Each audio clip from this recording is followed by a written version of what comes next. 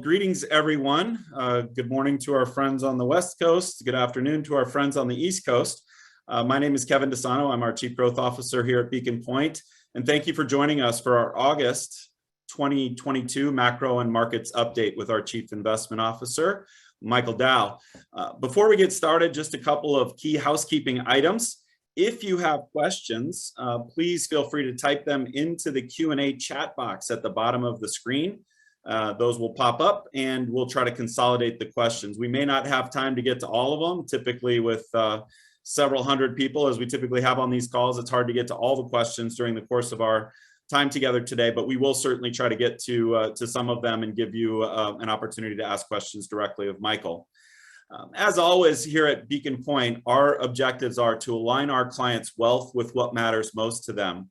And so you're going to hear a lot of great information from Michael today about what's going on in the macroeconomic environment, how that translates specifically to some of the things that our investment committees here at Beacon Pointe are thinking about.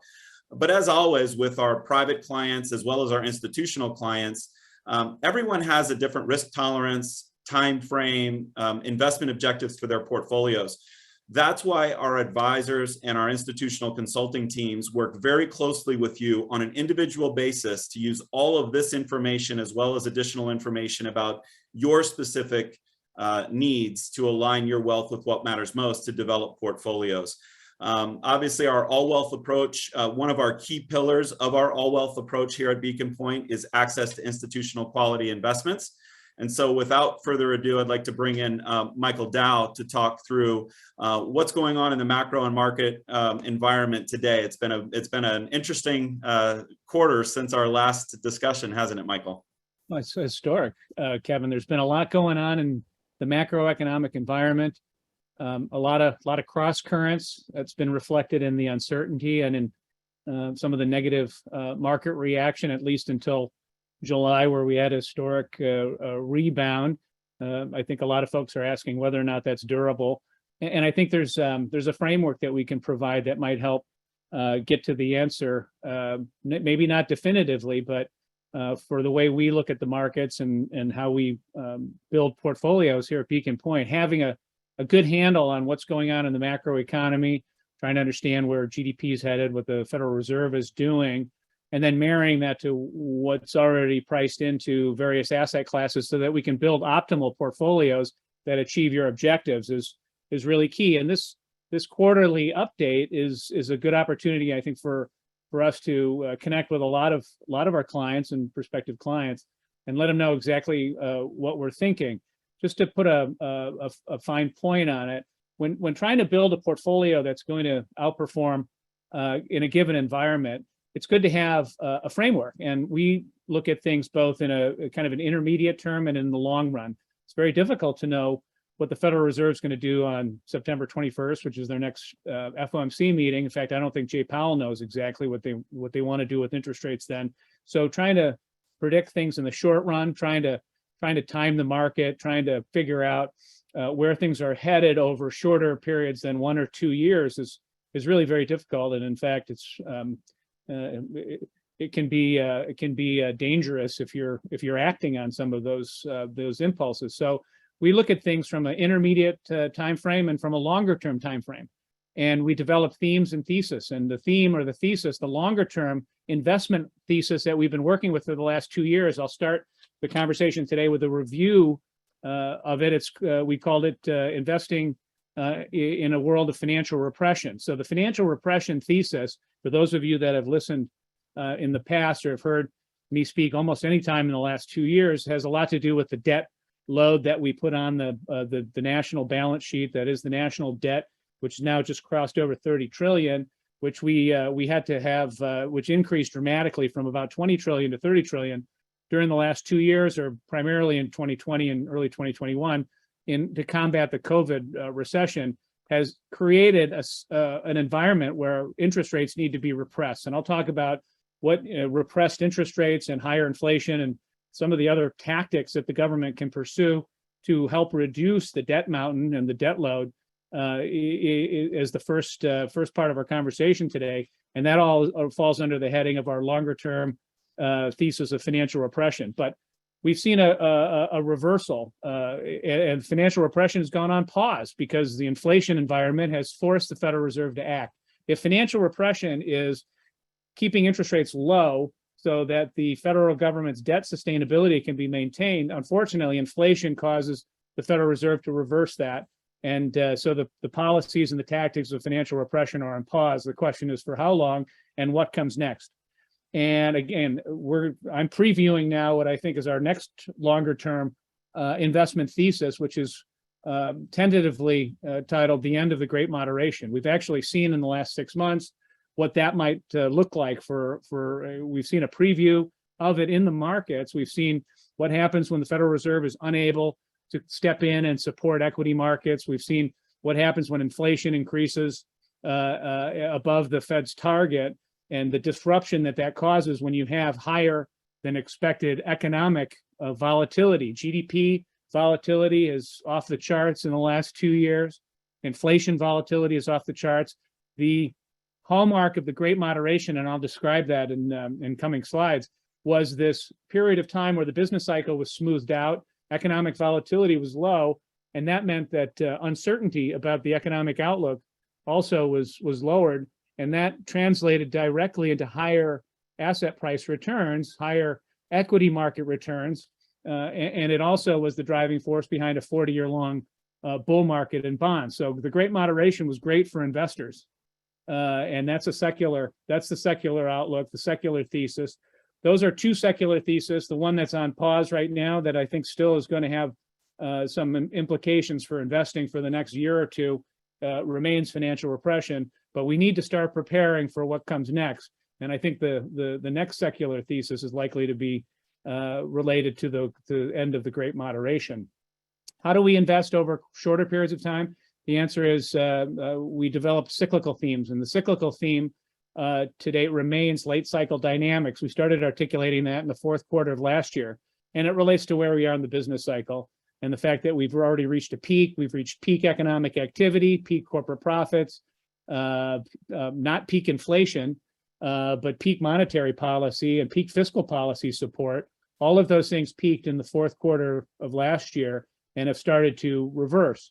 And again, investing during the late cycle, which has historically been the most difficult time, requires additional scrutiny and assessment. So I'll talk a little bit about where we stand with the cyclical or intermediate term investment theme of late cycle.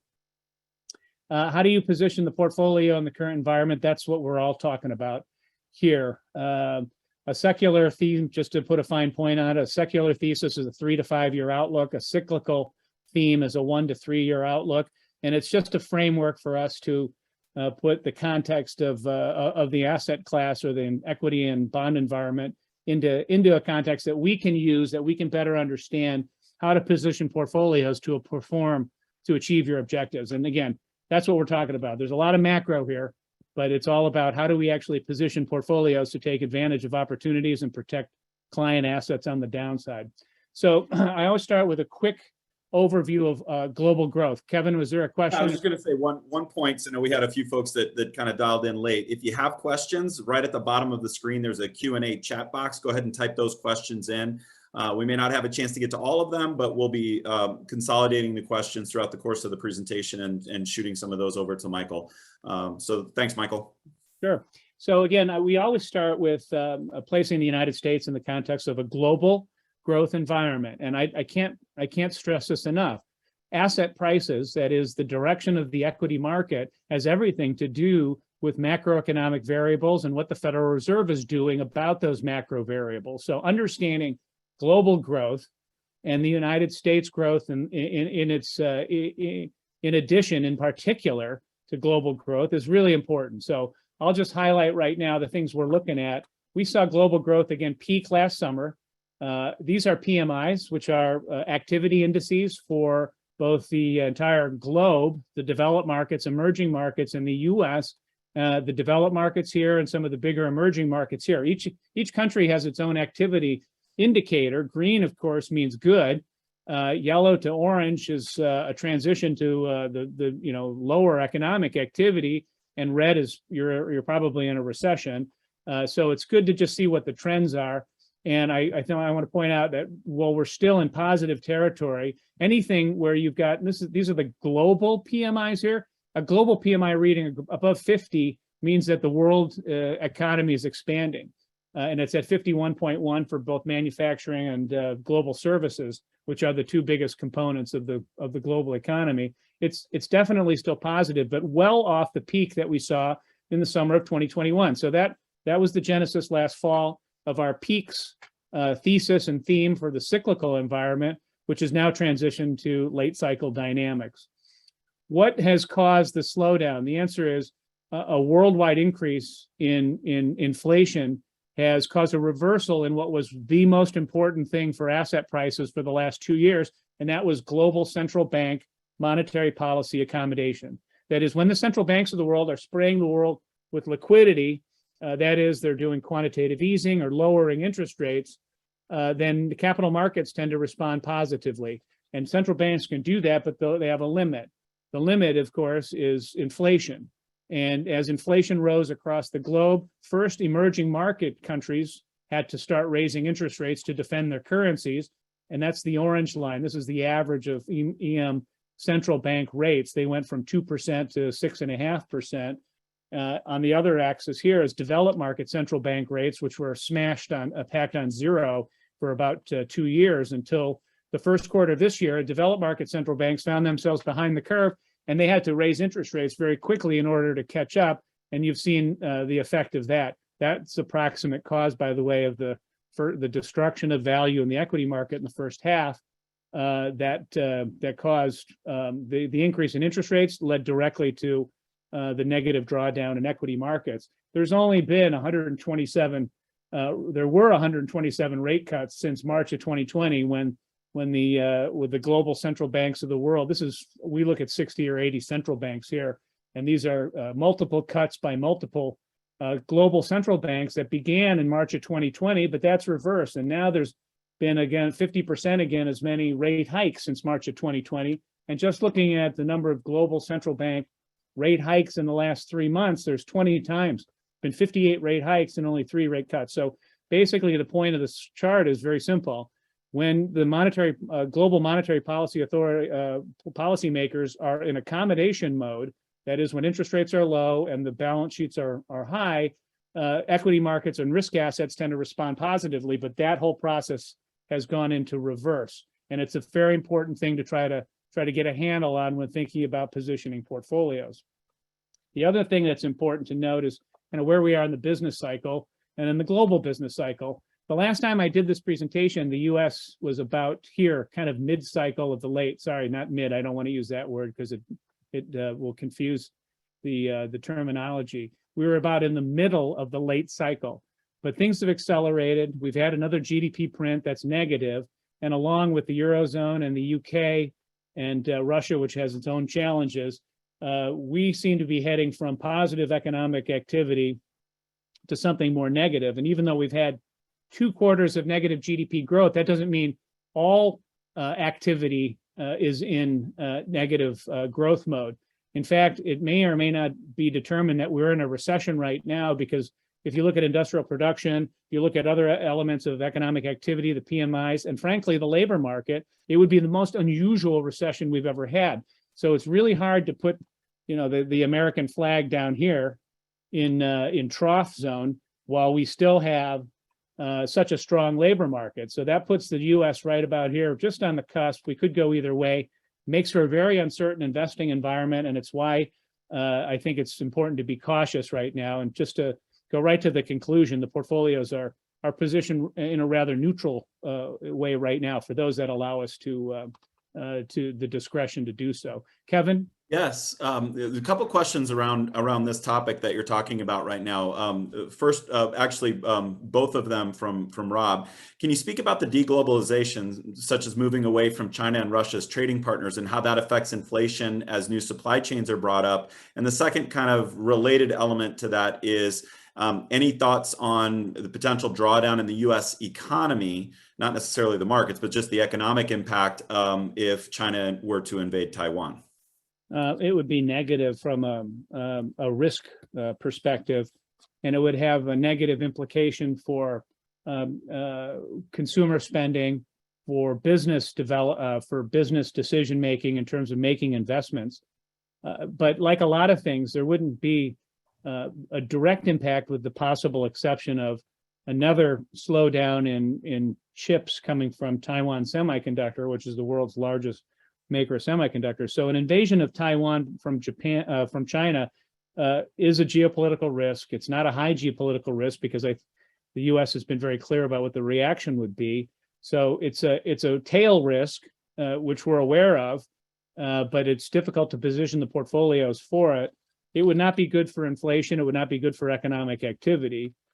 Reducing globalization and deglobalizing, as it were, and pulling supply chains back onshore is always going to be push inflation higher, because the whole point of offshoring was to find lower raw material costs and, frankly, lower labor costs that would result in lower final goods costs here in the United States. So reversing the globalization process that was so positive for inflation for decades is going to push prices upward. Sounds good. Okay. So bottom line, if you're going to try and position portfolios effectively, again, what's global monetary policy doing, and where are we in the business cycle? You definitely don't want to take on a lot of risk when you're in the you're heading towards the trough. What you want to do is kind of buy risk assets when you're coming out of the trough. But we're right here in the business cycle, as best as I can tell right now. So you can go one of two ways. And the best case scenario, when you're slowing down and you've seen a reversal of monetary policy, the best thing is to just extend that period of lower growth. Keep your fingers crossed it doesn't go or stay negative for a long period of time. Have the unemployment rate go up only a little bit, and that would be a soft landing. And that's really hard to engineer, especially if the tools that are available to the Federal Reserve, who, by the way, are responsible for creating a soft landing or a recession, that's the other possibility. It's very difficult for the Fed with the tools that they have available. I call it a sledgehammer that needs to be applied to, surgically to a very complex instrument. It's like the U.S. economy is like a fine Swiss watch, a really big, lumbering fine Swiss watch, but it's difficult and complex. And if you only have one tool to try to affect short-term economic activity, and that tool is Fed funds or the federal funds rate or the size of the balance sheet, you're not often going to get it right. So that's why in 7 out of the last 8 tightening cycles that the Fed has embarked upon in order to cap inflation or to control inflation, they've sent the U.S. economy into a recession. So fears of recession, higher interest rates, higher discount rates for equities, all of that contributed to what happened in the first half of this year. And in that case, it was totally understandable, because the Federal Reserve was going to act aggressively to cap inflation. In fact, you'll see later in the presentation, if you don't, if you can tell me one thing 6 months from now, tell me what CPI is going to be. If you know what the inflation the outcome is going to be in 6 months, then you can predict what the Fed's going to do, and that'll tell you everything you know about investing.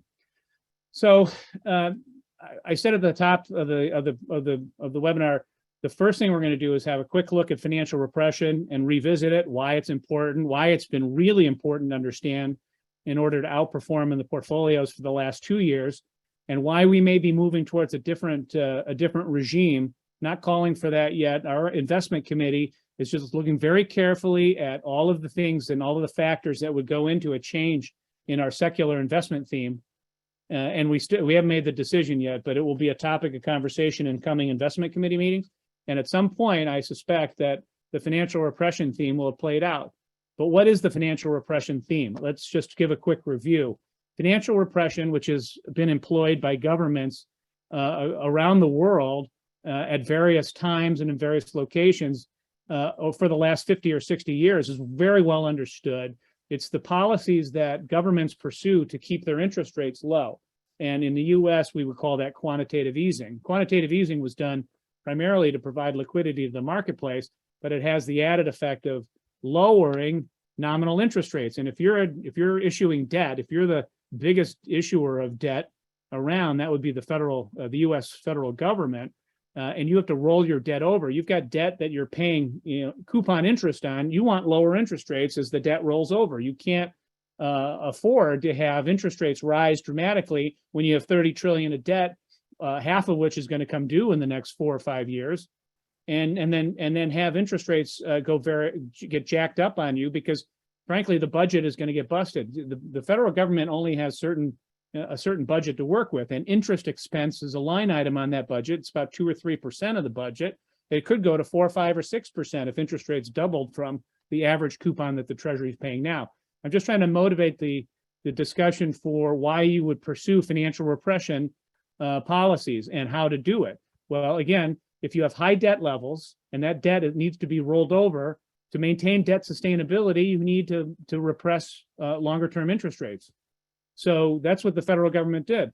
There's an added kicker, by the way. If you can actually have low nominal interest rates and let inflation run a couple of percent, not 8%, but a couple percent higher than your target. If your target's 2%, and it is at the Federal Reserve here in the US, and you let inflation run at 3% for a while, that's very acceptable and actually has an excellent kicker for financial repression. It tends to reduce the debt levels even faster than if you just repress nominal interest rates. And I'll tell you how. If inflation's running hot and you're the government, you're getting tax receipts in inflated dollars in the future, and you're paying down debt that isn't changing, but the value of the dollars is declining, but you're getting more of them, and the value of the debt stays the same. You can liquidate the debt burden a lot quicker by paying it down in inflated dollars. So the federal government, the Treasury in particular, loves inflation at a little bit higher than the Fed's target, and combine that with lower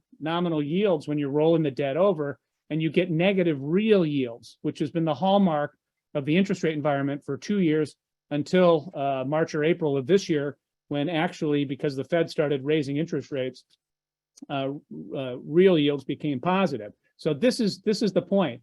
Here is the national debt as a percentage of GDP. So debt to GDP percentage back in 1946, at the end of World War II, was the highest that it's ever been. It was 119%. We revisited that and blew through that during the COVID recovery. So we had an increase in the government debt from about 92 or 94%, just over, then to 100%, and then to almost 130%. And this is our forecast going forward. Here is you're going to get a blip. We would have seen, and this is our old forecast with the dotted line, a better outcome for debt to GDP when the Federal Reserve was repressing interest rates. But they've had to go on pause here because they have to fight inflation. So interest rates have gone up, which increases the national debt in terms of the interest expense. You have to issue more debt to make your debt service payments. So with the Fed on pause, or the Fed on pause in terms of keeping interest rates low, because they have to, they can't keep interest rates low. And by the way, that would have the nice effect of supporting the equity market. They can't keep interest rates low and fight inflation at the same time. The main tool of the Fed to fight inflation is higher interest rates. So that's our new expectation for debt to GDP, because the Fed can't be fighting the debt mountain as hard as they want to, is higher debt to GDP for a little longer period of time. And in fact, I suspect that after a pause, we're likely to return to policies of financial repression. That means lower interest rates again, in order to take care of this issue. The CBOE, which is the Congressional Budget Office, which scores all of these policies that affect the debt and GDP, think this number is going to 140% sometime by mid 2035 plus or minus. That's not good. When you have high debt levels, it absolutely dampens growth, and it increases the risk of you losing reserve currency status, to be candid about it. So the federal government's on top of this, and the Treasury and the Federal Reserve will once again collude to keep interest rates low and to get inflation at a decent level, much lower than where it is now, but higher than 2%, in order to reduce the debt mountain to something probably on the order of 100%. We're going to see financial repression policies until the trajectory of debt to GDP is headed towards 100%. Michael, great question from Raymond. If September marks the first month of a material shrinking of the Fed balance sheet, what impact will that have on equity and bond markets? It's a shocker that the quantitative tightening has kind of been lost. It's off the front page of the financial press. But the way we figured it, and we just reverse engineered all the academic literature that related to quantitative easing and what that meant for translating an increase in the Fed's balance sheet into a rate reduction. If you're looking at the reduction of the Fed's balance sheet and trying to translate that into a proxy for a Federal Reserve rate hike, it should have, it's going to have it'll have a negative impact. Quantitative tightening, as long as it's, if it's unexpected. So one thing the Federal Reserve has done very well in the last, since Janet Yellen implemented a much more comprehensive communications policy when she was Fed chair. In fact, she did it before she was the vice chair. She was charged with increasing communication levels with market participants. So communication from the Fed has been spot on this. They basically said, we're going to reduce the balance sheet by 90 or 95 billion a month if we can. And we're going to do that every single month. And about 300 billion of, so 3 months worth of reductions is equal to about a 25 basis point rate hike. So that's the way to think about it. 95 billion coming out of the Fed's balance sheet, which isn't possible, by the way, to do it in the composition that the Fed wants to. You can have, because they're going to do it through runoff. They're not going to do it through sales. Because interest rates have risen so much, and because 1/3 of the Fed's balance sheet is mortgage-backed securities, mortgage-backed security durations have risen dramatically. So they may have to sell mortgage-backed securities at some point in the future to achieve their 95 billion monthly drawdown. But as it stands right now, if you maybe just by me articulating exactly what's going on, the Fed has been the reason I can is because the Fed has been very clear about what they're going to do. And that won't be a surprise. So it's not going to surprise the equity market if the Fed starts, implementing. And they started quantitative tightening 4 months ago, but they're really, easing into it because they don't have any idea what the real impact will be. So anybody that says quantitative tightening is going to do this to the equity market or the bond market, no one's lived through the kind of quantitative tightening that we're talking about. So it's really hard. But the answer is, as long as the Fed is communicating it, they'll remain data dependent on quantitative tightening too. If they need to put the brakes on quantitative tightening to keep liquidity in the marketplace to support economic activity or the equity market, they will. They're not in the mood to support the economy or the equity market right now because they're trying to reduce economic activity, reduce demand for labor so that inflation will come down. They're not trying to throw the economy into a recession.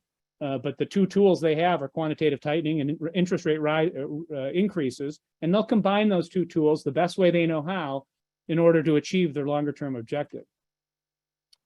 Okay, so financial repression is lower interest rates and higher inflation, but not 8% in order to reduce the debt mountain. That's key. Why can't the Fed pursue financial repression to the limit right now? The answer is because inflation was 9%, now it's 8.5%, and that's 4 standard deviations away from the average. Inflation is out of control. It is running hotter than it has in 40 years. All inflation metrics that you can look at remain in the danger zone. But the good news, maybe it's good news, we don't know, is the August print, which is the July CPI number, which came last week, was lower than expected and lower than the peak, the recent peak. Could go back up again. We don't know. But the Fed was forced to act to fight inflation given the absolute outsized, like I said, 4 standard deviations away from the average. And this goes back to 1992. If it went back to 1982, you still wouldn't see a 9% print till 1980, plus or minus. So inflation's out of control. As a result, the Federal Reserve has got to put financial repression on pause and raise interest rates, which makes the bond market more attractive, but it does have negative implications for the stock market, et cetera. But it's all well understood. The Fed has a mandate. The Fed's mandate is to keep inflation low. So if we can get a handle on inflation, I said it before, if you can tell me what inflation is 6 months from now, it's the key to the outlook as it stands. What's key to the Fed's ability to implement policy? Their own inflation fighting credibility. So I'm going to quickly touch on this slide here. Inflation expectations, which is different than actual inflation CPI that's published by the Bureau of Labor Statistics. Inflation expectations are embedded in the bond market, particularly Treasury inflation protected securities or TIPS. So you can look at the bond market, and the bond market will tell you what the market participants, institutional bond traders think inflation is going to be for years 2027 to 2031. And that's embodied in a metric. It's called five-year forward Federal Reserve break-even inflation. It's a mouthful and it sounds like a typo, but it's not. It's the most important thing for the Fed is the inflation expectations that are embedded in TIPS prices for the years 2027 to 2031. And that number started to go into the danger zone. They started to risk a loss of inflation fighting credibility with bond market participants. When long-term inflation expectations get above 250, the Fed starts to freak out, which is why they raised rates 75 basis points. They immediately saw danger in inflation expectations, not the 9% print, but just inflation expectations way out in the future, going towards 2.5 to 2.75%. That's why they started raising interest rates as aggressively as they did. So keeping an eye on Fed five-year forward break-even inflation is a way to assess whether the Fed's inflation fighting credibility is being maintained, and they will guard it jealously. You knew as soon as inflation expectations peaked above 250 that the Fed was going to bring the hammer down and raise rates a lot faster. So that's why we look at Fed five-year forward inflation. But again, it makes the point. The Fed can't repress interest rates and fight inflation at the same time. Those two things are exclusive. As soon as they get inflation under control, we'll go back to a short period of financial repression. That's my view. Just a quick peek at what inflation's doing and momentum. This is month on month, so this is not year over year. If this was year over year, you'd see 8.5% here as the headline number. And this is a breakdown of the month over month changes. By the way, the Fed monthly target, which is 2% divided by 12, anything above 17 basis points per month is going to be above the expected Fed. That's just annualized. It's the monthly number annualized would be 2%. So 17 bips is, if you had 12 times 17, that equals 2%. That's what I'm trying to say. The persistent inflation impulse comes from rent and wages, and some of the transitory stuff comes from the reopening trade. So airfare, gas, hotels, these things went skyrocketed. Everyone knows gas prices were off the charts. This is just released on August 10th, so it's the most recent CPI. Month over month, inflation actually was zero. Some things increased, some things decreased. The things that decreased matter a lot. They're airfare, gas, hotels, rental cars. Restaurants are still up, used cars, new cars. But there's a lot of good news, I think, here in some of these prices that were contributing mightily to the increase in inflation. The Fed will take a lot of comfort from the momentum data, which comes on the month to month. Looking at the year over year, that's the headline. That's what everybody sees. But looking at the month over month by the individual components gives you some insight into what how it's trending, how it will trend in the future. Just call it the momentum. So the Fed's going to raise interest rates anyway, because 0 1 month doesn't matter. It was 1+% the month before. So the Fed's going to raise rates by 50 basis points on September 21st, barring some exogenous shock. Right now, it's a toss-up whether they do 50 or 75. And the thing that will matter most, and I'll say it again, we're going to get one more CPI or inflation data point in September, first week of September. It might be the September 8th or 9th. September, first week of September, first week and a half of September, we're going to get another inflation print. And if it's high, then the Fed's going to raise rates 75. If it's lower than 8.5, the Fed might try to pause. Why would they pause? They'd raise 50, then pause, because they'll be at 3%, which is the neutral rate by most people's measurements. The Fed says their neutral rate's 2.5, but 3%. Why do they have to pause? Because they don't know. This is a sledgehammer in a surgical operation. And monetary policy, as Friedman says, works on long and variable lags. So the Fed needs to kind of move carefully now. They could move quickly till they got to neutral, which is 2.5 or 3%, but now they have to be more careful. Michael, again, just as a reminder for folks, if you have questions, type them into the chat box. It's probably a good time to ask this question from one of our current clients. Can you please comment on the downturn predictions by Jeremy Grantham and Ray Dalio, two legendary experts? I mean, the couple slides that you've just gone through seem to indicate that there may be some light at the end of the tunnel here on inflation and potentially interest rate hikes by the Fed coming into 2023.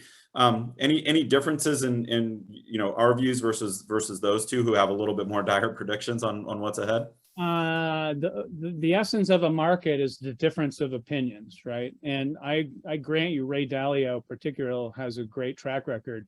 Jeremy Grantham, somewhat less so, in terms of he's a great man. He's built a great business, and frankly, I've invested in some of his products since I met him when I was at PIMCO 22 years ago. So I am a follower of Grantham and a follower of Dalio. I mean, I've got all of Dalio's books, so I appreciate what they have to say about it.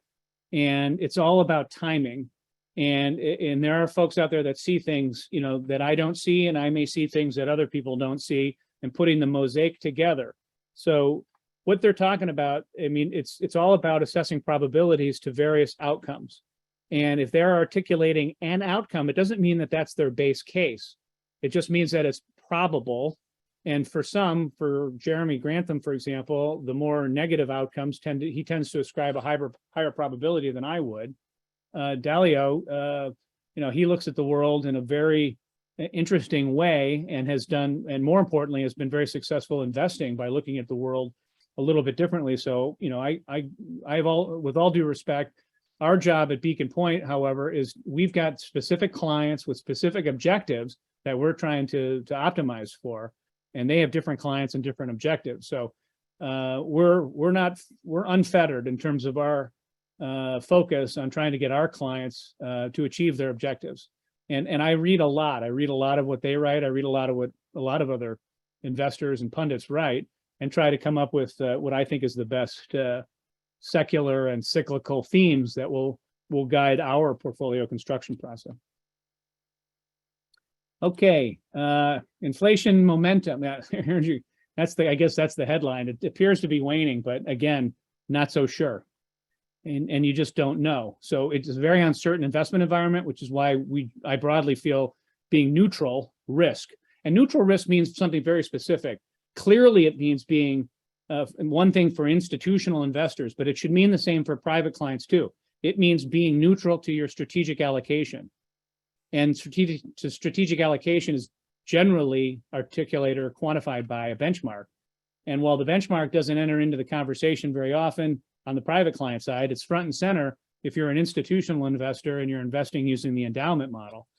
And one of the things that Kevin mentioned on the front end is we're trying to bring institutional quality endowment investment management practices to the private client. No question, I think it's a benefit to be able to focus on the long run, to use alternative investments, to use risk modeling, to measure the risks in the portfolio compared to the client's specific strategic plan, which again is represented by a 70-30 or 60-40 benchmark weighting. And we have the tools to do that. We do it for all our institutional foundation and endowment clients. And I just think that, we can bring it to the private clients. So we do.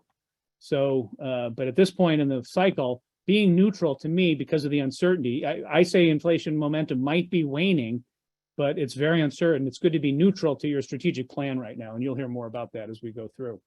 I won't belabor this chart except to say, these are negative real interest rates. This is purchasing power destructive. If you own 10-year bonds during the period from, call it, I think it was January of 2020 through March or so of 2022, you for a short period of time, you achieved safety and some yield, but the yield wasn't keeping track or keeping up with inflation. So it was a negative real yielding investment environment. Owning treasury securities or other things that you could and that we owned that gave you a positive real yield. But sometimes you accept negative real yields for a period of time because it fits the overall portfolio's risk parameters. But negative real interest rates are horrible for savers. Positive real yields where we are now, they're still very low historically. On average, 10-year real yields have been just under 1%. And right now we're, again, at 36 basis points. But we have the lowest real yield, the biggest negative real yield since Treasury inflation protected securities were invented back in 1997, just about 9 months ago. So this is a hallmark of financial repression is negative real interest rates. I mentioned at the front end, negative real interest rates, financial repression is low nominal interest rates and higher inflation. Putting those two things together, low nominal interest rates minus a higher inflation rate equals your real interest rate, which is negative. Repression's on pause, clearly, because interest rates are positive. We may go back to a low or a negative interest rate environment. The path from positive real yields to negative real yields is very beneficial for bondholders, by the way. This was a great time to be a bondholder when real yields went from 113 basis points to negative 118. It was not a good time, as everyone knows, in the first half of this year to be a bondholder when real interest rates went from negative 118 to positive 65 or something, which was the peak. Okay, what are the macro and market implications of financial repression? Just to put a bow on it, and it took me longer to get through than I thought, so I'm going to look at the end of the Great Moderation more quickly, so we can talk about the cyclical environment and how to build portfolios, and try to be done in the next 30 minutes or so. In terms of the macro, when you're in a financial repression environment, you get lower nominal interest rates and higher inflation, which again means lower negative real interest rates. That's the macro environment. The market environment is you kind of prefer growth equities in that environment and higher bond yields. Sometimes you go back and forth growth or value depending on what's outperformed a lot most recently. But in any case, you're going to want to own alternatives, and some of the alternatives should be in real assets and real estate. So that's the market or portfolio implications of financial repression. And they're different, not completely different. They're mostly different in the equity allocation in terms of the end of the Great Moderation, which is what we're going to talk about now. So during financial repression, you have less macro and market volatility. So inflation vol and GDP vol very low, uncertainty is very low, and you have an active Federal Reserve that's there to support you, that can put a floor under the equity markets, and that's very good for asset prices. So let me just preview in 5 minutes or less what I think the next secular theme might be, and this will be 5 minutes that won't be as productive if the investment committee at Beacon Point decides not to go down this path, but it seems like it might be a pretty high probability event. So the next investment theme I'm just previewing is the end of the Great Moderation. What was the Great Moderation? It was the period from 1985 until 2019 that had all of this decreased macroeconomic volatility that was produced what I could call the golden age of investing. When you have a 40-year bond bull market, and it's over now because interest rates couldn't go below 50 basis points, they probably could, they did in Europe, but they weren't going to go negative here in the US probably. That's the sign of a very sick economy. So interest rates are probably going to stay above where they were at least 2 years ago, which was very low levels. That detracts from bond price or bond performance. Higher interest rates means higher discount rates for equities, which means lower levels of equities. So, I mean, we had a golden age of investing that was a function of, good monetary policy, smoothed out business cycles, increased, visibility on the outlook for the economy, which was created a really good environment for investment for 40 years. Doesn't mean it's over. Just means that we had a really good one and we should recognize it. So again, we had prior to the Great Moderation, just to put the whole point and everything in context, prior to the Great Moderation was the Great Inflation. Everything's great. When you're an economist, you got to call everything great. So the Great Moderation followed the Great Inflation. The Great Inflation was horrible, but it also set the foundations for a great bond bull market. With inflation at 14, 15%, like it was in the late 70s, early 80s, you had mortgage rates at 15%. You could, federal funds was at 21.5%. 10-year treasury bonds. If you bought 10-year treasury bonds in July of 1982, you got paid a 16% risk-free yield for the next 10 years. They had 20-year bonds back then. You could have bought 20-year bonds, own 20-year risk-free securities, risk-free 17%. That sounds great, except inflation was also 12 or 14%, so it's not as great as it sounds. This is Paul Volcker, personal hero. He's the guy that basically began the Great Moderation by establishing basic price stability and the Fed's inflation fighting credibility, which we've talked a lot about. It's the most important thing for the Fed is to maintain inflation fighting credibility. My worry is that some of the drivers of the Great Moderation, which included good policy, that's not going away, but just-in-time inventory practices, big driver of the Great Moderation, that's being reversed. We're calling it now, we're onshoring just in case inventory is what people are calling it instead of just in time. Clearly, globalization of trade and capital flows is in reverse. Deregulation is uncertain, depends on who's in the White House. And technology and communication is still positive for great moderation. But some of these drivers are reversing. And just by the fact that we start from 3% 10-year yields, or 2.88 today on 10-year yields, means we're not going to see interest rates go from 15 down to 50 basis points, 15% down to 50 basis points again. So it would be really hard to get there. Just quickly, here's GDP and inflation vol from 1982 until 2018. So in 1982, the volatility, again, every time you had a GDP print, it looked, and the next quarter it was different. It was like all over the place. After that, GDP, started to be more placid, more predictable. Same with inflation. That's the green line. Inflation and volatility was cut in half. Here's GDP volatility before 1985. It was 4.6% annualized. GDP vol during the Great Moderation was was exactly half, and inflation volatility was a third. So it's just really that's the kind of environment that you want to invest in, is when volatility is declining. When volatility is increasing, that means uncertainty about the future is increasing, and you need to be compensated at a higher level for investing in bonds or stocks. How does that work in the real world? That's called an increase in the equity risk premium, which is another way of saying equity prices are lower. So you want to put all of your money, and this is impossible to predict. You've got to stay invested. That's the key, because you just don't know. I'm saying this is a likely outcome, but volatility is likely to increase. You're still not going to find a better place to invest than a good 60-40 or 70-30 portfolio, but how you construct that portfolio and using what instruments and the allocation to alternatives is going to determine whether you're as successful as you can be in your investment career. Okay, so again, just to put a fine point on it, lower volatility equaled higher equity market returns. Pre-Great Moderation, equity returns for the 25-year period averaged 9.5%. During the Great Moderation, equity market returns were up over 3% higher.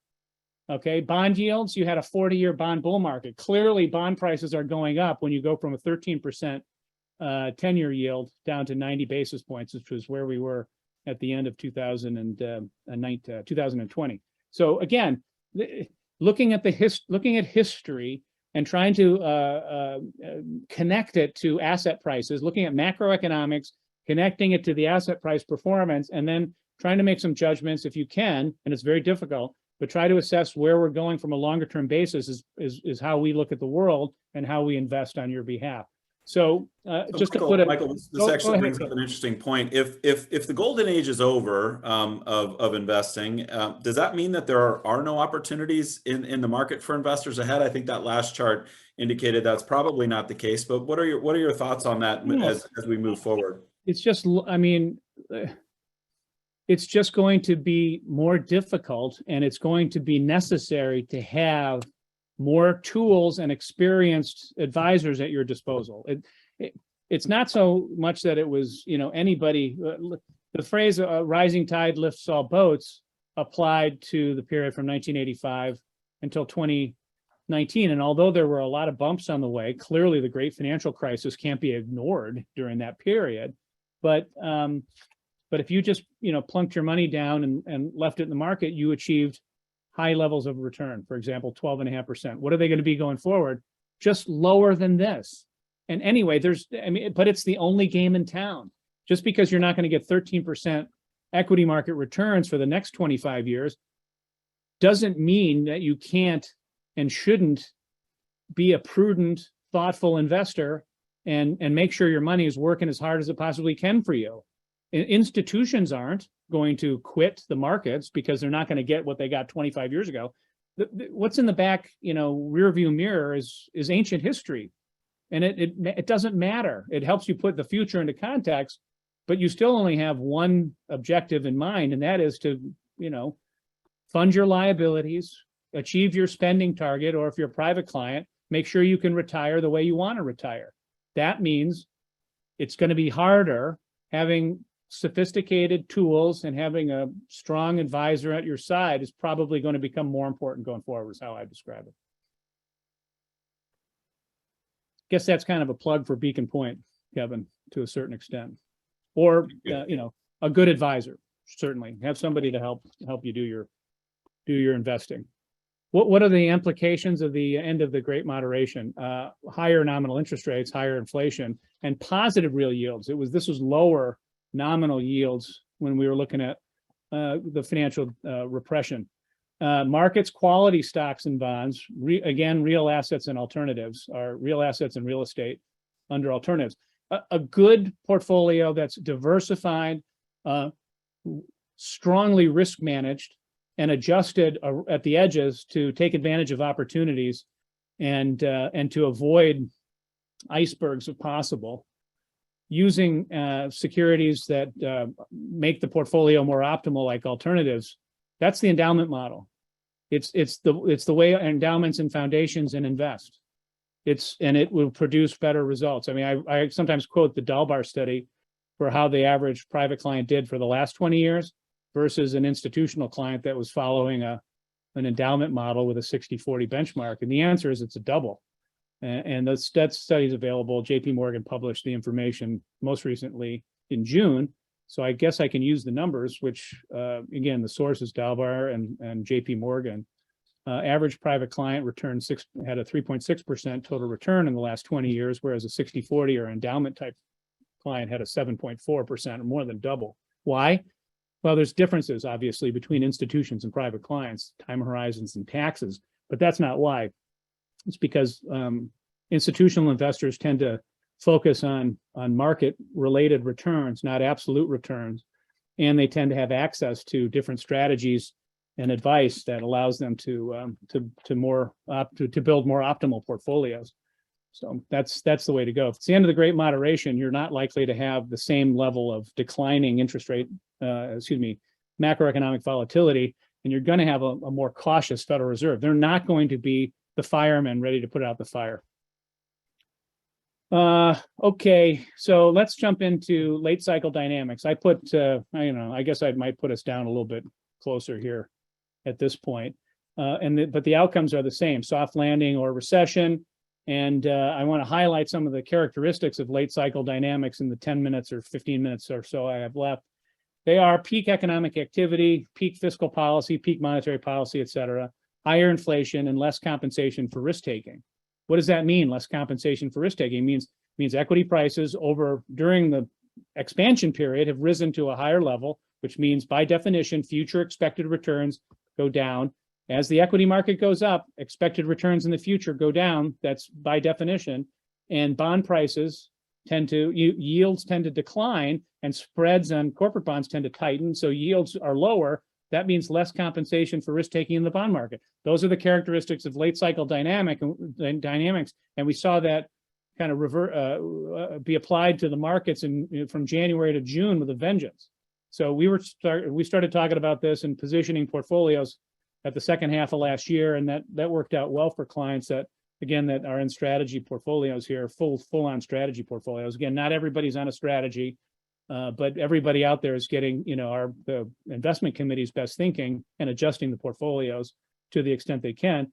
So bottom line, more uncertainty going forward. Again, if this is the end of the Great Moderation, late cycle dynamics is the catalyst for it, and you're going to have economic cycles that are probably shorter in duration and larger in amplitude, which just means higher economic vol. Let's see. What is the current dynamic? Well, there's a risk of stagflation here. The July CPI number, which was down from 9.1 in June, is now 8.5. It's the highest inflation in the 2 months in the last 40 years. Another negative GDP print in the second quarter might get revised, but we had minus 1.6 in the first quarter. We're risking stagflation, but not with this unemployment number. The labor market is completely on fire. The lowest unemployment rate since 1968, with the exception of right before COVID. Okay, that is an on-fire equity labor market. So you're not going to have stagflation with a labor market that is doing this well. So the Federal Reserve was forced to act because of the inflation. And that's why we had the historic underperformance in the bond market in the first half. Again, we've seen some stability and recovery in July, and a large increase in capital market volatility. Interest rate volatility is off the charts. Equity volatility during the period from January to June increased dramatically. It's come down a lot because of July was such a good month, but I think that might be temporary. So what's the Fed doing? How does the Fed try to combat inflation, and how do we put what's gone on in the equity markets into context? The Fed has to fight inflation. It's part of their dual mandate. So they have to reduce economic pressures and raise unemployment. That means generally what they've done in the past is, throw people out of work, but they want to do it so that it's, so we get to a soft landing. They don't want to cause a recession. So the Fed operates under what's called a financial conditions framework. And again, just really quickly, if the Fed is raising interest rates, they're also trying to do a couple other things that will reduce economic activity and hopefully slightly raise the unemployment rate. They're just trying to take the steam out of a on-fire labor market. How do they do that? Slow economic activity. How do they slow economic activity? They reduce the S&P. They increase S&P volatility. They widen corporate bond spreads. The only thing they have direct control over is interest rates, which they're hiking. And by hiking interest rates, they cause the US dollar to appreciate. These are the elements of the financial conditions index that is an integral part of the Federal Reserve's toolkit. Along with the Phillips curve and the Taylor rule, the financial conditions index tells you what the Federal Reserve is going to do under certain circumstances. Their reaction function is not a secret. If inflation is at 8%, they are going to raise interest rates and tighten financial conditions. By tightening financial conditions, by raising interest rates, it's guaranteed that the equity market is going to go from a tailwind to a headwind. Doesn't mean it's going to go down, it just means they're going to reduce the equity market, they're increasing vol and widening corporate bond spreads. Michael, I know we're running a little bit short on time, but it's an interesting question that came in light of what you're talking about now, which is, given the strong consumer and corporate balance sheets, is this a scenario where the market participants maybe just over extrapolated the equity valuations versus a 70s style hyperinflation recessionary type environment? Corporate balance sheets aren't that strong. Leverage ratios have increased. The consumer balance sheet is super strong and everybody has a job. And even though wage rates are going up, real rates aren't going up, but everybody has a job. And a lot of people have excess, like $2 trillion still of excess savings that wouldn't have been around without the fiscal stimulus of 2020 and 2021. So the consumer is in great shape. That's point number one in terms of, are we going to have a long or a short kind of economic downturn? And it would argue for short. The banks are in great shape too. Capital ratios at banks are double what they were in 2008. What was the second part of that question, Kevin? Did the market basically just overestimate or over extrapolate equity valuations versus getting to a 70s style, hyperinflation recessionary environment? Yeah, so it overcorrected to the upside, and then it may have overcorrected to the downside. That's hard to tell. There's a really good chart coming up that might help explain that, which shows the trend of the S&P 500 and how if you invest for the trend, you're going to do just fine. But the equity market doesn't go on trend. That's low volatility. The equity market has volatility in it. That means risk and uncertainty. And that's why you get paid a lot to be in the equity market, because of that risk and uncertainty. But if you just stay the course and stay on trend and ignore the wiggles, you're going to do just fine. And I'll show you that chart in a second. That's great. And then one other question, which I know you have some perspective on as it relates to all of the stuff that's going on right now in the market, is Jen asked the question how the recent Inflation Reduction Act is going to impact what we've talked about today. Very little. There's some things that it's a historic bill on some levels particularly in terms of climate. It does reduce prescription drug costs and other things that are going to be beneficial, but nothing happens quickly. To coin a phrase of other fiscal plans, it's not shovel ready per se. I mean, a lot of the benefits in terms of reducing the pressure on inflation have to do with reducing the budget deficit. So it does raise taxes, but the budget deficit positive, the benefits to the deficit reduction features don't come into play until 5 or 6 years out. So the answer is it's a bill, historic in some respects, huge bill in terms of the dollar amounts, and in terms of how it affects inflation and economic activity. The near term is limited, but the intermediate term maybe more so, and we're just gonna have to wait and see. But it won't affect it's It's called the Inflation Reduction Act because there's a midterm election in November. And before we get off of the whole macro and move on to the specific markets and the portfolios, question from Mark on does the Fed look at participation rates any different than the unemployment rate? Yeah, no, they're two different things, right? So the participation rate and which means the number of employable or folks seeking employment in the United States as a percentage of the number of people in the United States is the denominator in the unemployment rate calculation. So if more people decide they want to go back to work and the labor force participation rate goes up, the unemployment rate, will go up mechanistically. That is, there's fewer people working and more people, trying to get into work. So, did I do the math right on that? So the point is that labor force participation and the unemployment rate are integrally linked. And the Fed is looking at both. They want to know, is there a reserve army of the unemployed that's ready to come back into the labor force? And that goes to this next slide. That's a Mark, good question. Let me jump ahead to something I think that's really, really important. So just to put the markets in context, then I'll move on to the current environment to a more greater degree. Inflation is high, which is a function. This is a function of oil, strong labor, and supply-demand imbalance.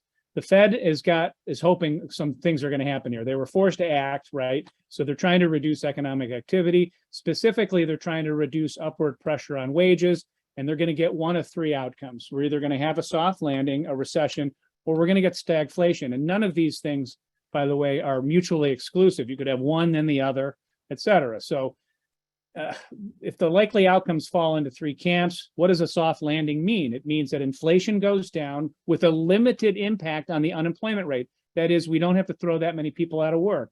Economic growth is low, but not negative. That's a soft landing. It's a unicorn. It's hard to get to. Recession, that's much more likely in the current, because the Fed has a sledgehammer, and that's economic growth is negative like it has been, and inflation declines. And because the unemployment rate is rising rapidly, and the unemployment rate is the lever by which the labor market pressures are relieved. Okay, or you get stagflation, which is probably where we are now. That is, economic growth is negative and inflation is elevated. So again, just looking at the one thing that matters, I said at the very beginning, I said it 3 times since, inflation is the thing that matters, and inflation depends on the labor market. We may have been in a period of stagflation in the first half, that is negative growth and high inflation. Whether we stay there or go someplace else is again a function of whether inflation is persistent or inflation is transitory. If inflation is persistent, we're going to have a recession because the Federal Reserve is going to be forced to raise interest rates even more aggressively. If we have inflation is transitory, then we might be able to engineer a soft landing. There is a battle royale happening right now in the economics field between Larry Summers and the folks at the IMF, Olivier Blanchard and others who've been at the IMF, and the Federal Reserve. The Federal Reserve's got a very happy view of the world. The debate is, will the labor market soften in terms of job openings, or will we have to have an unemployment rate go up? This is kind of technical, but bear with me for 1 minute. If it's job openings that matter and not the unemployment rate, that is, if job openings can come down without the unemployment rate going up. Remember what job openings are. Basically, it's just folks looking to hire some workers. And by looking to hire workers, they're putting pressure on wages to compete for the limited pool of workers. It doesn't mean you can reduce your, hiring without kicking people out of work, right? So job openings could come down without unemployment rate necessarily going up. IMF and Larry Summers says, no, the unemployment rate always has to go up, and that's going to cause a recession. Whereas the Federal Reserve has got kind of an immaculate deflation view going on where all it takes is a reduction of job openings. So to get a soft landing, you're going to have to see job openings decline. Job openings falling will reduce wage pressures, reducing inflation. Otherwise, a recession will occur. These are just how I put this, think about whether or not we're going to have a recession or not. Look at job openings. If job openings start to continue to decline rapidly and you don't have this questionable uptick in the unemployment rate, you might get the historically difficult to achieve a soft landing. So if job openings decline without a significant rise in unemployment rate, we might get out of here without a recession. Here's our recession indicator. We look at leading economic indicators and financial conditions, which is the Fed's primary tool to determine whether they should raise rates or not. And things are, everything except the labor market is looking pretty bad. The labor market is hanging in there really well. Average work week, initial jobless claims, no issues there. So, I mean, it's hard to tell if we're going into a lot of red, a lot of orange here. So we're probably, 50-50 whether we have a technical recession, but it doesn't really matter. That's semantics. It kind of feels like a recession anyway.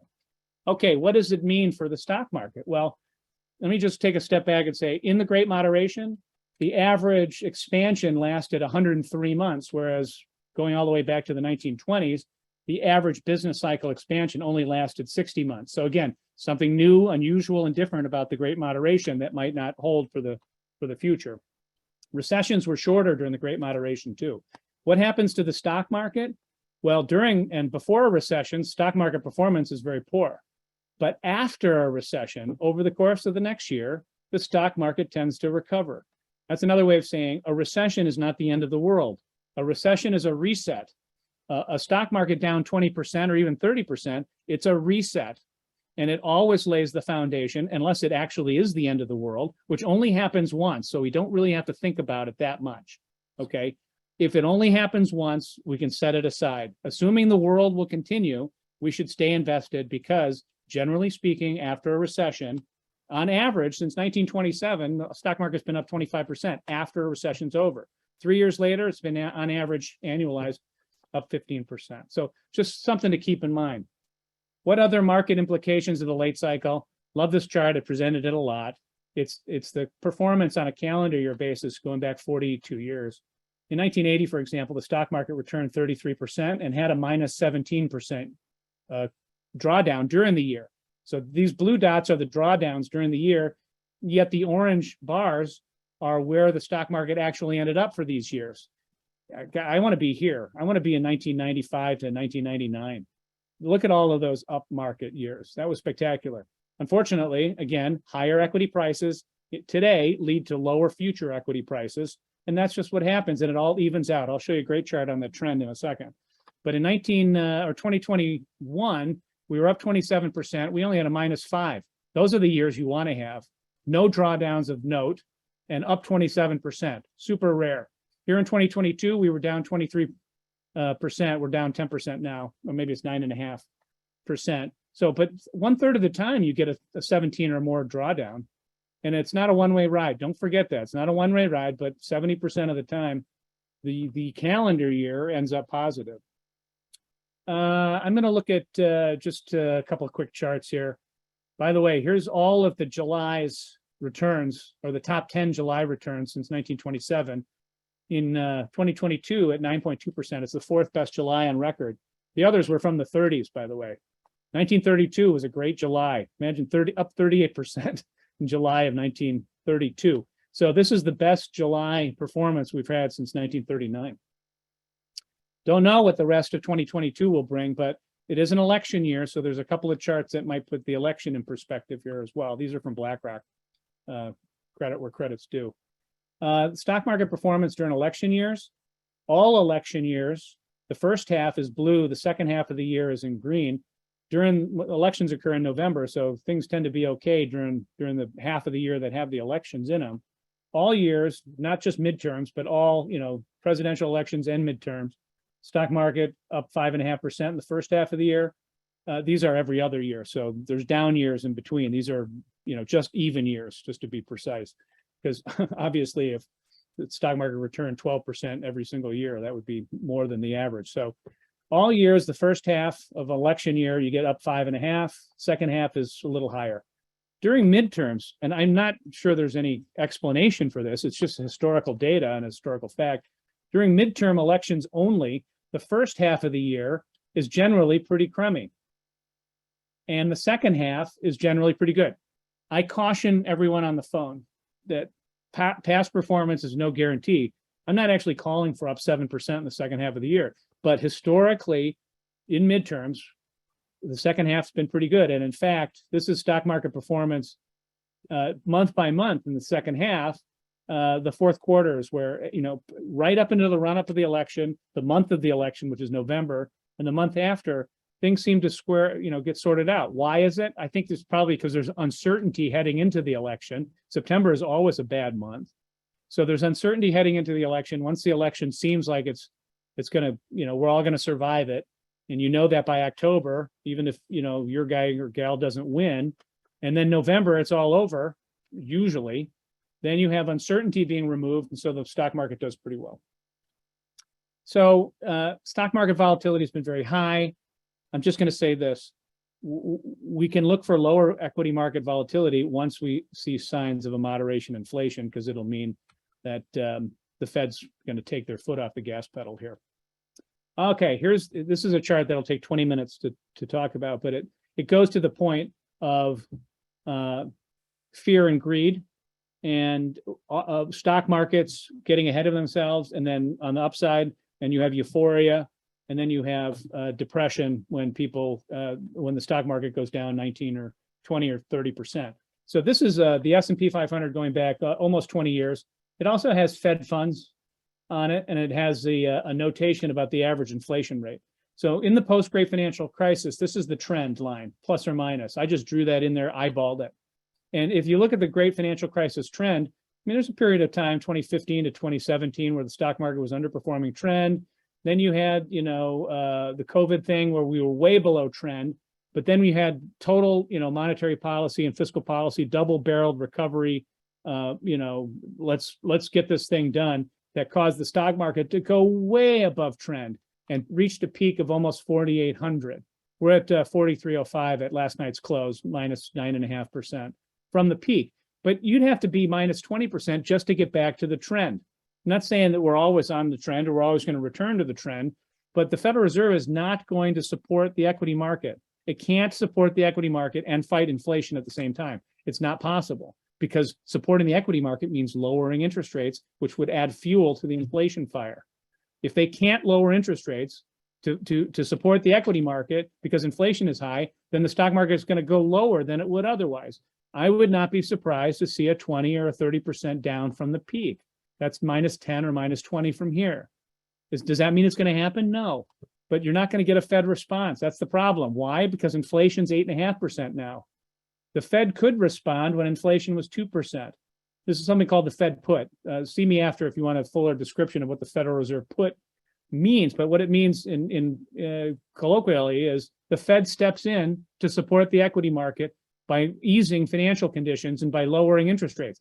They cannot do that. They are doing the opposite right now because inflation is so high.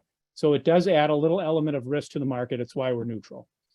One quick thing on yield curves. Right now, the 2s, 10s yield curve is negative. And a lot of folks think that means it's a harbinger of a recession. So the Treasury yield curve, 2-year, 10-year curve is negative. The one that I look at the most is 3-month 10-year. That seems to have more predictive capability, is not yet negative, but it will be after the Fed raises rates 50 basis points. What do asset classes do during periods of time when the 2s, 10s is inverted, signaling a recession? Value outperforms growth. These are positive numbers, by the way. So, certain asset classes can perform in a negative, in an inverted yield curve environment. Any questions about this chart, Kevin? As a matter of fact, Michael, there is. So the question came in, and you just touched on it. Continue to underweight growth versus value in this market. And then there's another question regarding sectors over the next 5 years, given the macro outlook that we've been talking about. And I don't know if we have that level of granularity in the presentation today, but those are the two related questions. And then there's another question, which we'll get to in a few minutes when we talk about the portfolio positioning regarding domestic versus international. So we'll table that one for a second, Rob, but we'll come back to you. There's a lot of reasons why value has underperformed growth in the last 5 years or 7 years for most of that period of time, but it's not all the time. And for the first half of this year, value did actually, try to whittle away a little bit at that historic, outperformance of growth. We do make that bet. We don't make sector bets per se, although we do have an opinion about it, but it's internal. And if you want more information, I would direct you to Julian Frazzo, the head of our risk management team and head of our securities research committee. So value versus growth, we still like value over growth. not because necessarily the curve is inverted, although that's helpful. It's kind of a tailwind. It's kind of a cherry on top. It's because growth stocks got exceedingly overvalued, especially at the end of last year, and that was a lot of that got corrected. And then now it's, growth is very volatile. I mean, I think the NASDAQ was up maybe 20% in the last 6 weeks or so, or 5 weeks. So, it's all over the place. But we don't invest for months or quarters. We invest for, years. Typically we make allocation changes. We might adjust the portfolio on a quarterly basis, but it's with the next 6 or 8, 1 or 2 or 3 years in mind, because some of this, and we don't make big bets. So my views on this are likely to add some value to the portfolio, but it's not going to change your strategic allocation dramatically. That doesn't make any sense. You just nudge the portfolio around. Right now we're nudged into value. International stocks have significantly underperformed for the last 40 years, on and off, but they're, poised perhaps to do better. I like short-term bonds. Obviously, we moved into short-term bonds before interest rates rose. That's not a surprise that short-term does pretty well when the curve inverts. By definition, it's because the short end of the yield curve is rallying dramatically and then bond prices are rising. An inverted curve, though, indicates potentially, I was a little bit surprised by this data because you would expect with lower overall interest rates that growth might outperform value, but because the shape of the yield curve is as important as the level, value does tend to do well here. So, we don't do sectors, so I don't want to make any comments about it. We look at energy as a real asset, potentially as a sector, and that's been part of the portfolios, and oil and commodities have done really well. But we don't build portfolios looking at, UTs versus financials versus consumer discretionary. However, having said that, because there are certain categories, sectors that are more heavily weighted to growth, for example, communication, tech, et cetera, and values, healthcare and consumer discretionary, you can have, we're making a tilt towards some sectors, but that's only because we like the value sector a little better than we like growth right now. Hope that helps. And I know just as a housekeeping item, we've budgeted 90 minutes for these calls, chock full of information, and we will get to some of the portfolio positioning items, which is actually, you've got it on this slide, Michael, and you touched on it briefly, but given what you said about the GDP and some of the economic indicators as to where the international markets are versus domestic, does that mean that there may be some opportunities outside the United States versus domestically?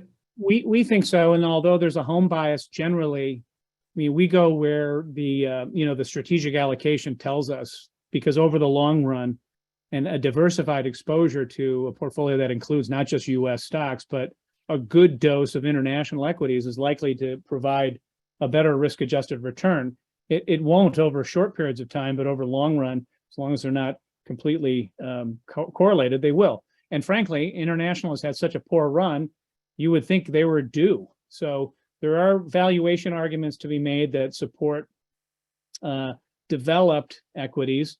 There are some valuation arguments that support emerging market, another non-US category, and totally different in our view. We're actually underweight emerging market equities, overweight non-US developed market value stocks, non-US. But that's more of a value tilt than it is either a currency bet or a US versus non-US. The US has been a great place to be. US has done extraordinarily well, in large part because all the tech companies are in the US. But that isn't going to last forever. Clearly, if we didn't learn anything in the first half of 2022, one of the things we learned is that all the tech companies can't go to the moon on a one-way ride, that there is something to be said eventually for valuation, historical valuation metrics. That argues for value. It argues for international equities, particularly developed during certain periods. And it argues for being underweight a little bit EME, right? Emerging market equities right now. It's hard in a volatile environment to make that call. So again, the point is not to take a big bet on value versus growth. We understand what our limitations are as investors. So this is, for example, is the equity risk premium. It tells you there's not a lot of compensation for equity risk taking right now. That's one of the valuation metrics we use. I think it's really important. There's a high compensation for risk when the equity risk premium is high, and there's low compensation for risk when it's low. It's closer to low than high right now in equities. The other thing we look at is bond compensation for risk. Corporate bond spreads were high, at the end of March of 2020. They were high again about 4 weeks ago. Those were buy signals for high yield bonds and corporate and other corporate credit. So that's the compensation for risk taking in bonds. One of the things we look at, but it's not compelling as currently. I would just say this: if I was going to, the portfolios are positioned this way. Overall risk is neutral. Our equity risk is neutral. We've increased our interest rate risk as yields have risen. That's what you do. If you're getting more compensation for risk, you should add to it. Yields were starting to look attractive. I kind of think we're in a bear market rally. The more important thing you can do is achieve more consistent risk-adjusted returns using strategies that exploit structural market inefficiencies, or what we call market failures in economics jargon. Alternative investments, which are complicated and require the investor to give up liquidity, generally produce more consistent return profiles because they are complicated and because you have to get paid to give up daily liquidity. So in the current environment, I think to put a cap on it, and I'm happy to stay on for a few more minutes or 10 more minutes to answer questions if there are. The key is, in a period of high volatility, and which means high uncertainty, you just want to get close to the strategic allocation. You want to go neutral. And that means something very specific if you're an endowment model investor. It means you're going to be close to the strategic allocation. We don't build portfolios in a vacuum. We don't just say 60-40 means 60% stocks, 40% bonds, and then doesn't matter which stocks and bonds you pick. That's not the way it is. You build a portfolio and then you run it through a risk model and you see how much risks you're taking against that strategic allocation, because that will determine whether you're on track to achieve your objectives or not. You have to have a risk model to do that. And if the outlook looks unclear, if the crystal ball is particularly cloudy, and then you should take your risk model, measure the risks in the portfolio, and reduce them. And that's how we manage the money. And that's, I think, a really good final point to make to this group before either opening up for questions or closing the call. Kevin? Yep. No further questions. We did, I think, a great job. That's why the call ran a little bit longer today. We interspersed the questions throughout. So thank you all for participating actively in the Q&A session. I would just like to remind everyone, in terms of our ways to interact with us, you can visit us on our website, which is obviously beaconpointe.com. Replays of all of these, as well as other information from our investment teams, are out there. Obviously, your advisor or consultant can work with you specifically to take advantage of some of these themes, and most importantly, the themes as it relates to your specific risk profile and risk tolerance. Our private clients have a very different set of things that are going to impact the overall portfolio allocation, potentially, from some of our institutional clients that are working on behalf of the constituents of their investment pool. So it's very important for you to interface with your advisor or consultant here at Beacon Point to determine what's best for you. We have some great podcasts.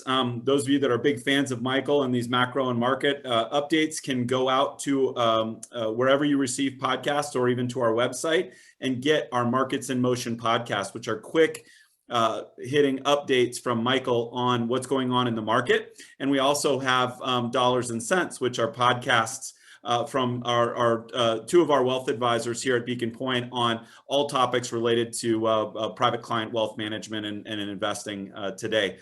So with that, Michael, as always, amazing review of all of the things that are going on. There's a lot of moving parts, as you've pointed out, in the markets. And our Beacon Point wealth advisor and consulting teams are absolutely equipped to help our clients take advantage of them with the help of you and our investment committee here at Beacon Point. So with that, we'll sign off, and we'll see you all on the next macro and markets call in the fourth quarter. Thanks, everyone.